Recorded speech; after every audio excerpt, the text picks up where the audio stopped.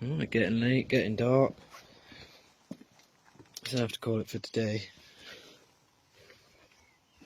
Weird conclusion, as far as today, weird conclusion. We've removed the VFRness. Obviously, with that, and even as you saw in the previous videos, I've removed the positive.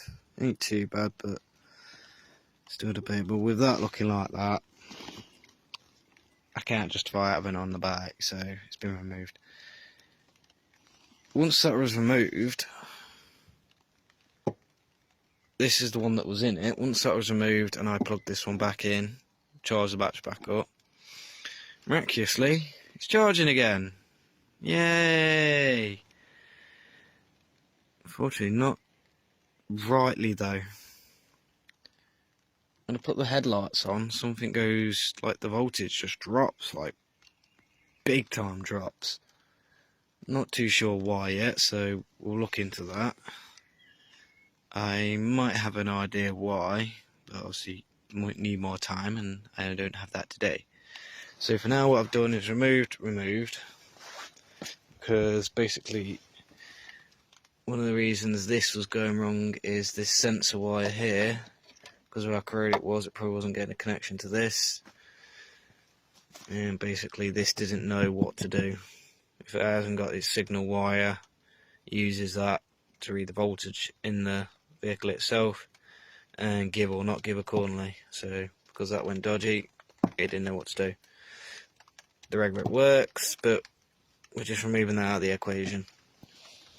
We've put in, this is a MOSFET one, and this one just goes directly to the battery. Cuts everything out from the stator there. So basically cuts out the signal wire. It no longer needs that signal wire. So you beefed it up, put a nice strong heavy duty fuse in there. And we're going to connect the rest of that up. And once that's done, we're going to investigate the headlights.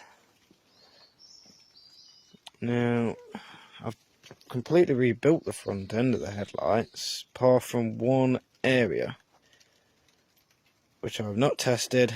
I've checked the length of it, which is fine, but I've not properly tested. This is where I think my culprit may be.